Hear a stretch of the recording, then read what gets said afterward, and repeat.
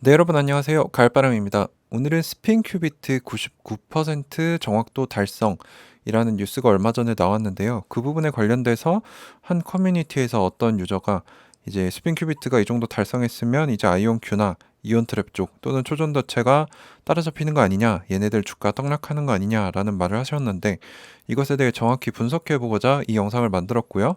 제 결론은 일단 아이온큐 따라오려면 아직 멀었다입니다. 그래서 한번 같이 살펴보시죠.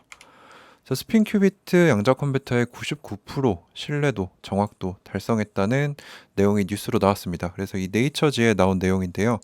이 두 개의 점은 이제 스핀 큐비트에 사용되는 원자 핵인데, 4개의 잎은 큐비트 사이에 양자 얽힘을 의미를 하고요. 국제학술지 네이처는 이 스핀 큐비트를 형상화해가지고 꿈의 컴퓨터로 불리우는 양자 컴퓨터 기술이 상용화를 위한 중요한 이정표에 도달했다며, 실리콘 기반 스핀 큐비트 양자 컴퓨터의 모습을 이렇게 네잎 클로버처럼 형상화해서 예술적인 이미지로 표현을 하면서 이제 높은 피델리티, 충실도를 달성을 했다.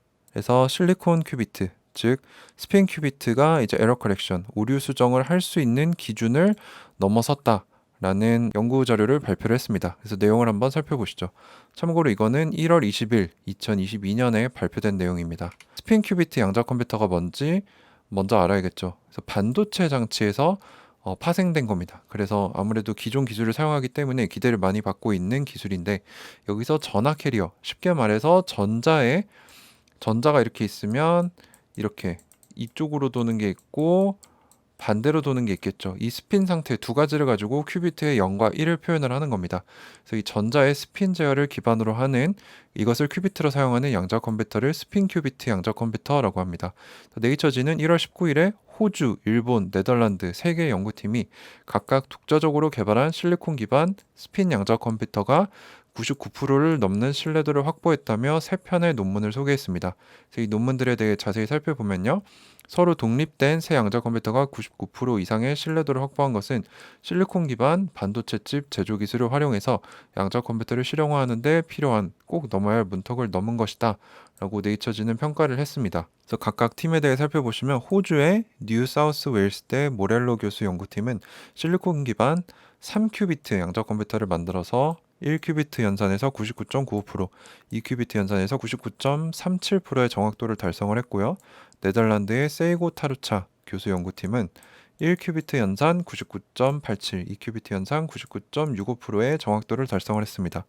일본의 이화학 연구소 교수 연구팀은 1큐비트 99.84, 2큐비트 99.51%의 상당히 괜찮은 정확도를 달성을 했습니다. 이것에 대한 총평으로는 이번 연구로 스핀 큐비트가 양자 제어와 성능에서 처음으로 초전도체 회로와 이온 트랩 방식보다 경쟁력을 얻었다라고 평가를 했고요. 실리콘 양자 컴퓨터가 초전도 및 이온 트랩과 함께 대형 양자 컴퓨터를 구현할 유력한 후보로 올랐다라고 얘기를 해주었는데, 여기서 우리가 알 수 있는 점은 우리가 파악했듯이 초전도체, 슈퍼컨덕팅 방법과 이온 트랩, 이 두 가지 방식이 아직까지는 선도 기술로 평가를 받고 있다는 거죠. 근데 물론 이것은 자기들이 연구한 결과에 대한 평가이기 때문에 좀 더 객관적으로 분석을 한번 해보도록 하겠습니다.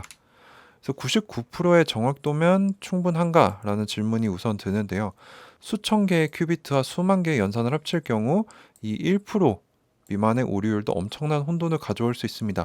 왜냐하면 쇼의 알고리즘, 즉 소인수 분해를 빠르게 처리할 수 있는 양자 알고리즘인데, 이게 이제 지금 우리 암호화 시스템이 소인수 분해를 할 수 없는 큰 숫자를 갖다 놔서 그거를 활용을 하는 암호화 체계이기 때문에, 이 쇼의 알고리즘이 제대로 적용이 된다면 지금 우리가 쓰는 암호화 체계가 모두 해킹될 수 있다라는 게 지금의 이론이고, 여기에 대해 여러 기관과 국가들이 대처를 하고 있는데요. 이걸 도입해서 우리가 사용하고 있는 RSA 2048, 즉 RSA 암호 체계와 공개키 암호 시스템의 2048개의 비트를 사용하는 현재 가장 높은 수준의 암호 시스템 중에 하나인 이거를 깨려면 1000조 번의 연산 중에서 단 한 번의 에러만 발생해야 이것을 해킹할 수 있다고 합니다. 즉 이것이 이제 양자 컴퓨터는 안 될 것이다 라는 사람들이 주장하는 이유인 거죠. 이 정도의 에러를 낮추는 건 불가능하다라는 것입니다. 그래서 1%의 오류율도 아직 너무나도 높은 오류율이다 라는 것을 우리가 알 수 있는데요. 여기서 하나의 큐비트로 이 에러율을 이 정도로 낮추는 것은 불가능하기 때문에, 과학자들과 엔지니어들은 로지컬 큐비트, 이제 이거 많이 들어보신 분들은 아실 거예요. 논리적 큐비트라고 해서 에러가 없는 정보를 온전히 가지고 운송할 수 있는 큐비트를 말을 하는데, 이거를 구현하려면 얘를 오류 보정을 할 수 있는 수만 개 또는 수십만 개의 물리적 큐비트를 함께 써야 합니다. 그래서 제대로 된 정보를 담았는지 비교를 해야 한다는 거죠. 그래서 이 오류 수정을 통해서 로지컬 큐비트 구현에 집중을 하고 있습니다. 그래서 피델리티, 정확도, 오류율이 발생하지 않는 게 높을수록 오버헤드가 덜 필요하다. 즉, 이 큐비트 자체 본래의 정확도가 높을수록 이 로지컬 큐비트를 구현하는 데 필요한 오버헤드, 즉 의미 없는 오류 수정에만 쓰이는 물리적 큐비트가 덜 필요하다는 겁니다. 그래서 예를 들어서 초전도체 방식은 자체 충실도가 낮기 때문에 큐비트 한 개에 몇만 개 또는 몇십만 개의 물리적 큐비트가 있어야 하나의 로지컬 큐비트를 구현을 할 수 있는데, 이온 트랩 방식 같은 경우는 이제 자연에 있는 원자를 사용을 하고 자체 충실도가 높기 때문에 단 몇십 개만 있어도 물리적 큐비트, 몇십 개만 가지고도 하나의 논리적 큐비트를 쓸 수 있습니다. 그래서 아이온큐 같은 경우는 16대 1 그리고 차후에 32대 1로 올릴 상황인데, 이제 구글이나 IBM 같은 경우는 이게 10,000개 이상 필요하다는 거죠. 그래서 큐비트, 뭐 100큐비트가 넘는 양자 컴퓨터를 구현을 했다라고 하면 그 큐비트가 어떤 큐비트인지 아는 게 중요합니다. 근데 현재는 그게 물리적 큐비트 쪽이라는 게 밝혀졌죠. 논리적 큐비트가 아닙니다. 그래서 지금까지는 이온 트랩 방식이 더욱더 우세하고요. 여기서도 이제 아이온큐가 가장 뛰어난 양자 컴퓨터를 보유하고 있다라고 판단을 내릴 수 있습니다. 그래서 구글과 IBM 아이온큐 등은 이미 이 스핀 큐비트가 달성한 99%는 달성한 지 오래됐다. 그래서 더 높은 피델리티 달성을 위해 노력하는 이유는 이 로지컬 큐비트를 구현을 해서 진짜 쓸만한 오류율이 아주 적은 양자 컴퓨터를 만들기 위해 노력하고 있다는 거죠. 그래서 이 스핀 큐비트, 이 방식이 99%를 넘는 정확도를 이제 달성했다고 이온 트랩과 초전도체를 위협한다?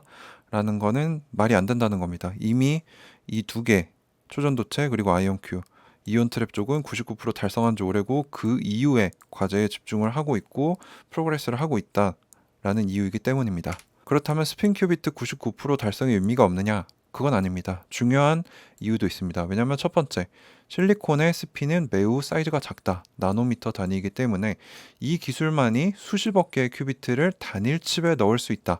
이게 무슨 말이냐면, 얼마 전에 제가 김정상 교수님 인터뷰를 할 때 이온 트랩 같은 방식은 단일 칩의 집적도를 먼저 높이고 이거를 이제 여러 개 모듈 시스템으로 해서 이걸 연결한다고 했죠. 근데 실리콘 스핀 큐비트는 이걸 할 필요가 없다는 겁니다. 타 기술들은 여러 칩들을 연결해야 하는 기술적 어려움이 있는데 실리콘 스핀 큐비트는 하나 안에 이걸 다 때려 넣을 수 있다는 거죠. 그래서 스핀 큐비트 기술만의 확장성 그리고 오류 수정에 대한 전망은 좋다. 그 두 번째는 99% 정확도를 달성을 해야만 에러 커렉션, 즉 오류 수정을 해서 완벽한 큐비트 한 개를 구현할 수 있는 경쟁에 뛰어들 수가 있습니다. 얼마나 많은 오버헤드, 즉 물리적 큐비트가 필요하든지 상관없이 단일 연산의 오류율이 1%를 넘어가면 에러 커렉션 자체를 할 수 없다는 거죠. 그래서 99%의 정확도를 달성을 해야 그 다음 이제 오류 수정 레이스에 뛰어들 수 있다라는 겁니다. 그래서 이 두 가지 관점에서 스핀 큐비트가 99%의 정확도를 달성한 것은 중요하다라는 것입니다. 그래서 결론을 내려보자면 스핀 큐비트의 99% 정확도는 굿 하지만 그레이트 하지는 못하다는 겁니다. 이미 앞서간 초전도체 방식과 이온 트랩 방식이 있기 때문에. 그래서 99.9% 정도의 정확도를 달성해야만 차이점, 거리를 벌릴 수 있고, 현실적으로 이 99.9%는 돼야 에러 커렉션이 달성 가능한 수치이다. 근데 이 부분을 달성한 기술은 아직 없습니다. 그래서 또 다른 도전점은 여러 큐비트로 확장했을 때, 지금 하나에서 2개 큐비트로 계산을 한 결과인데 이거를 뭐 몇십 개, 몇백 개로 올릴 경우에 이 정도 수준의 피델리티 정확도를 달성하는 게 쉽지 않다는 거죠. 큐비트 숫자가 늘어날수록 크로스토크, 이제 누화 작용이라는 게 발생을 하는데, 큐비트 간에 이제 개발자가 의도하지 않은 상호작용, 즉 간섭이 발생하게 돼서 더 정확도를 달성하기가 어려워진다는 겁니다. 그래서 확장성이 생길수록 더 어려워진다. 그래서 이온 트랩 초전도체 방식은 이미 99% 충실도를 달성한 지 꽤 되었기 때문에 실리콘 스핀 큐비트가 99%를 달성했다고 이 선도 기술을 따라간다라는 거는 말이 안 된다. 아직 멀었다라고 전문가들은 평가하고 있습니다. 따라서 이제 아마추어들이 보고 99%? 그럼 이온 트랩 초전도체 끝났네 이렇게 생각하는 건 옳지 않다는 겁니다. 그래서 이렇게 여러 가지 연구 결과들을 놓고 비교를 해봐야 되는데, 아무래도 양자 컴퓨터 부분은 이런 기밀들이 많기 때문에 정확한 자료가 많지가 않아요. 그래서 우리가 좀 깊게 리서치를 해야 되는데 제가 대신 리서치를 해서 여러분들께 정확하게 전달할 수 있도록 노력해 보도록 하겠습니다. 그래서 현재 아이온큐 수준은 어느 정도인가? 지금은 32큐비트를 프라이빗 클라우드에 사용을 하고 있어요. 이건 이제 퍼블릭 대중에게 공개되진 않았는데 이전 1세대 11큐비트의 성능 정보를 보면은 하나의 큐비트 게이트로는 79큐비트까지, 두 개로는 11큐비트까지 구현이 가능했고 평균적으로 하나의 큐비트는 99%, 두 개 큐비트는 98%까지 달성을 했다. 근데 최상의 결과를 이제 앞에서 네이처즈에 내놓은 것도 최상의 결과겠죠.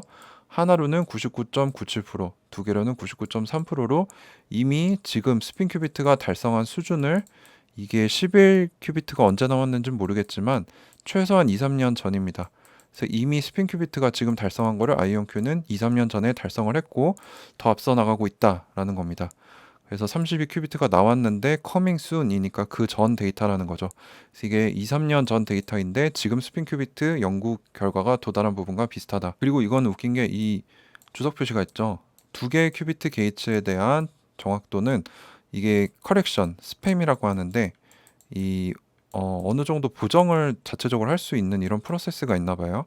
이거를 적용하지 않았기 때문에 낮은 수준의 결과를 적어 놓은 것이라고 합니다. 그래서 실제로는 99.8, 9%뭐 이 정도까지 나올 수 있다라고 주석이 돼 있었고요. 그래서 스핀 큐비트가 아직 아이온큐 이온 트랩을 따라오려면 멀었다라는 것이 저의 결론입니다. 그래서 우리가 그렇다면 어떻게 이 기술들을 비교할 수 있는가라고 하면은 지금 IBM이 내놓은 지표가 있죠. 퀀텀 볼륨이라는 게 있습니다. 양자 볼륨이라고 해서 이 큐비트의 품질 수준을 나타내는 건데 이게 2020년 12월 수준이지만 지금도 크게 다르진 않습니다. 구글은 256, 허니웰은 128, IBM 128, 리게티가 8 정도 되는데 아이온큐가 압도적으로 앞서고 있습니다. 419만이죠.